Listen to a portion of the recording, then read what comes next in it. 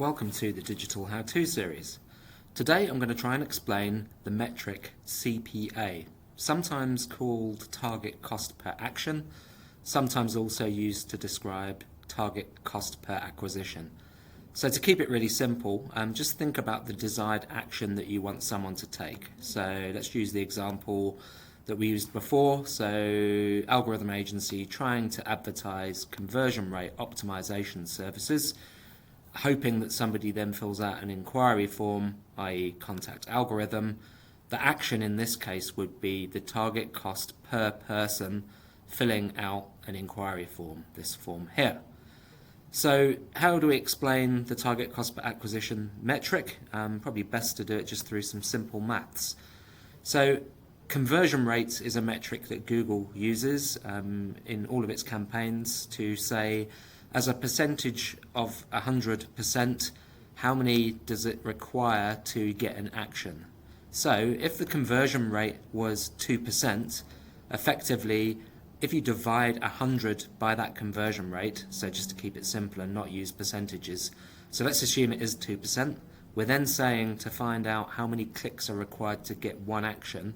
So in this case, 100 divided by 2 means that in every 50 clicks, we're expecting a conversion. So let's just go through that again. Conversion rate is 2%, i.e. 2 out of 100 to get an action, i.e. someone filling out the inquiry form.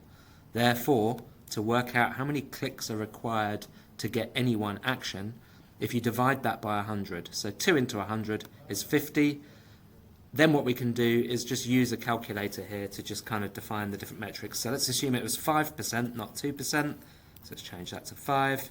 If we divide 100 by 5, it now only takes 20 clicks to get an action, not 2 as in the previous example. So let's assume that it is 2%, so 50 clicks required. We can then say, okay, well, if the cost per click is £5, we can then say, okay, well, for every 50 clicks, how much is that going to cost us? So 50 times 5, in this case, 250 Rand is the expected cost per acquisition or target cost per acquisition. Let's use that example again at 5%. Let's change it to 5.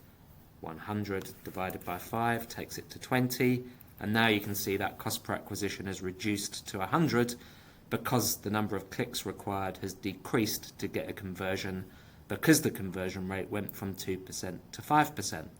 There's no right or wrong answer to these metrics. You're going to have to use your best guess or to look in Google Analytics to work out what the current cost per acquisition is or the number of clicks required to get to a conversion, and then just use this simple maths. How many clicks is required into 100? What's the cost per click? And therefore, what's your target cost per acquisition? And that is CPA explained.